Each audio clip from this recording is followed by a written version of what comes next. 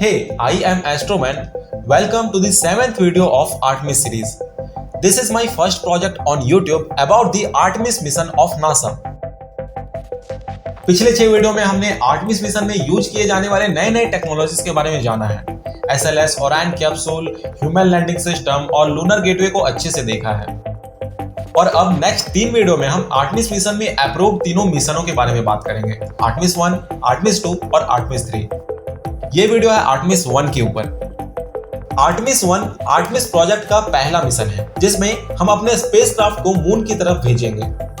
ये एक uncrewed mission होगा जिसे अगस्त 2022 में कैनेडी स्पेस सेंटर से लॉन्च किया जाएगा। आर्टेमिस 1 आर्टेमिस प्रोजेक्ट में काफी इंपॉर्टेंट रोल प्ले कर रहा है। वो कैसे आपको आगे पता चल जाएगा, लेकिन अब जिन लोगों को इस मिशन के बारे में नहीं पता है उन्हें मैं क्विक ओवरव्यू दे देता हूँ। आर्टेमिस मिशन नासा का next generation of space mission है जिसके जरिए नासा 50 साल बाद दोबारा मून पर ह्यूमन को लैंड करवाना चाहता है, जहां पर पहली बार कोई फीमेल अपने अर्थ को छोड़कर किसी दूसरे बॉडी पर अपना पहला कदम रख रही होगी। इस सीरीज में आप जैसे जैसे आगे बढ़ते चले जाओगे आपके माइंड में जितने भी कंफ्यूजन और क्वेश्चन है सारा क्लियर हो जाएगा। So stay connected to this series. Now अब आते हैं आर्टेमिस 1 के ऊपर। देखो, आर्टेमिस 2 और 3 में ह्यूमन को मून तक भेजने से पहले सारे टेक्नोलॉजी का टेस्टिंग करना काफी जरूरी है और आर्टेमिस 1 उसी के लिए है। आर्टेमिस 1 में कोई एस्ट्रोनॉट्स नहीं होंगे क्योंकि इसे सिर्फ टेक्नोलॉजी के टेस्टिंग के लिए परफॉर्म किया जा रहा है। आर्टेमिस 1 में सबसे पहले एक ओरायन कैप्सूल को SLS रॉकेट से लॉन्च किया जाएगा। लॉन्च के बाद स्पेस में पहुंचकर SLS ओरायन कैप्सूल से अलग हो जाएगा और अपने मून तक के सफर को अकेले शुरू कर देगा। मून तक पहुंचकर ओरायन कैप्सूल मून को ऑर्बिट करने लगेगा और वहां पर अपने टेक्नोलॉजी को टेस्ट करेगा। यह ना सिर्फ मून को ही ऑर्बिट करेगा बल्कि मून से भी 40,000 माइल बियॉन्ड ट्रैवल करके अब तक का सबसे दूर ट्रैवल करने वाला स्पेस सिम का रिकॉर्ड अपने नाम कर लेगा।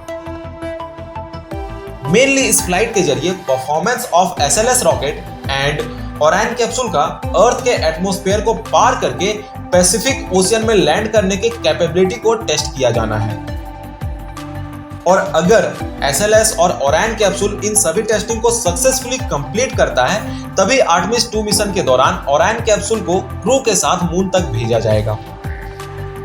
आखिर टेक्नोलॉजी का टेस्टिंग इतना जरूरी क्यों है? देखो, जब ओरायन कैप्सूल अर्थ में इंटर कर रहा होगा तब उसका टेम्परेचर 5000 डिग्री फ़ारेनहाइट से ज्यादा होगा और उस वक्त अगर इसका हीट शील्ड काम नहीं किया तो इसमें बैठे एस्ट्रोनॉट्स के साथ भी वही होगा जो हमारे कल्पना चावला के साथ हुआ था। That's why heat shield is the one of the most important factor in crew mission. और लॉन्च के वक्त हम जो रॉकेट को कंट्रोल करते हैं वहां सारा कोडिंग का खेल होता है। अगर एक फुल स्टॉप की जगह कॉमा या फिर कॉमा की जगह फुल स्टॉप लग गया होगा तो रॉकेट वहीं ब्लास्ट कर जाएगा और सारा खेल खत्म। इसलिए टेक्नोलॉजी का टेस्टिंग काफी जरूरी होता है और मैं प्राउड करता हूं नासा पर, वो कभी इस पे पीछे नहीं हटता है चाहे कितने भी पैसे खर्च हो जाएं।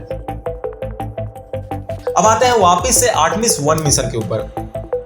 मून के ऑर्बिट पर टेक्नोलॉजी के टेस्टिंग को कंप्लीट करके स्पेसक्राफ्ट वापस धरती की तरफ बढ़ेगा और 3 दिन के सफर के बाद अर्थ के ऑर्बिट तक पहुंच जाएगा। ऑर्बिट में पहुंचकर क्रू मॉड्यूल सर्विस मॉड्यूल से अलग हो जाएगा और 25,000 माइल पर आवर की स्पीड से धरती की तरफ बढ़ने लगेगा। एटमॉस्फेयर इस स्पीड को कम करके 325 माइल पर आवर कर देगा। देन पैराशूट इसके स्पीड को 20 माइल पर आवर तक ला देगा और इस स्पीड पर ओरायन कैप्सूल पैसिफिक ओशियन पर लैंड कर जाएगा और यहाँ पर नासा की टीम पहले से ही मौजूद होगी जो ओरायन कैप्सूल को रिकवर कर लेगी। एक जरूरी फैक्ट बताता हूँ आर्टेमिस 1 के बारे में। During 4 to 6 week of mission, Orion will travel more than 1.4 million miles, surpassing Apollo 13 record for distance travel from Earth in a spacecraft designed for human. मुझे उम्मीद है आर्टेमिस 1 के बारे में आप काफी कुछ जान गए होंगे। इधर उधर मत जाओ, आर्टेमिस 2 मिशन के वीडियो को अभी के अभी देखो, एंड स्क्रीन से एक्सेस कर लेना और अपने स्पेस के इंटरेस्ट को 2 कदम आगे ले जाओ।